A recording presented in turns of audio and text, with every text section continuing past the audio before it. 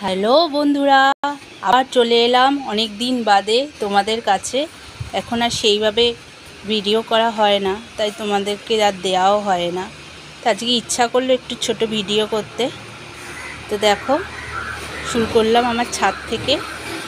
এই বর্ষাকালে না খুব সুন্দর গাছগুলো জল পেয়ে খুব সুন্দর ফুল ফুটে আছে, তাই ইচ্ছা করলো তোমাদের সাথে একটু শেয়ার করি। একটু সময়ও আছে হাতে। এই দেখো গোলাপ দুটো কি সুন্দর লাগছে, খুব ভালো লাগছে, আমি তো বারবার করে দেখছি। আর এই দেখো এখানে ফুটেছে করবী। এই গাছটা আমাকে 12 মাস জানো তো ফুল দেয়, যতই রোদ থাকুক যতই বৃষ্টি থাকুক। খুব সুন্দর, আর কালারটাও খুব সুন্দর।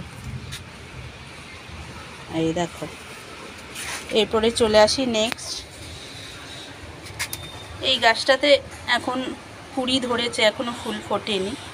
এটাও বেশ ভালোই ফুল ফোটে। আর এই দেখো আমার উচ্ছে গাছ নিজে নিজেই হয়েছে, দেখি কতদিন বাঁচে।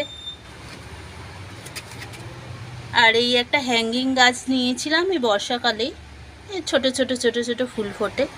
আমার তো ঝোলাবার নেই এখানে, তাই এই টবেই পুঁতে দিয়েছি। আর এই লঙ্কা গাছে এখনো অবধি কোনো লঙ্কা নেই, এই রকমই হয়ে রয়েছে।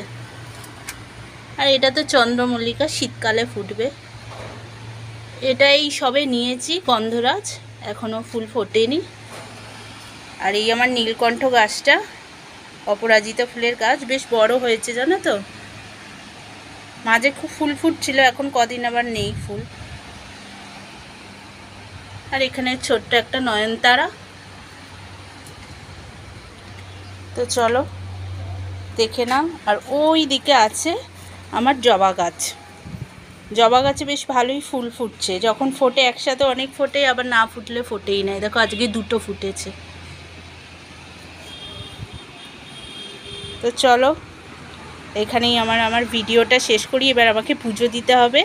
তোমরা সবাই ভালো থেকো, আর আমার ভিডিওতে একটু লাইক কমেন্ট শেয়ার করে দিও। টাটা।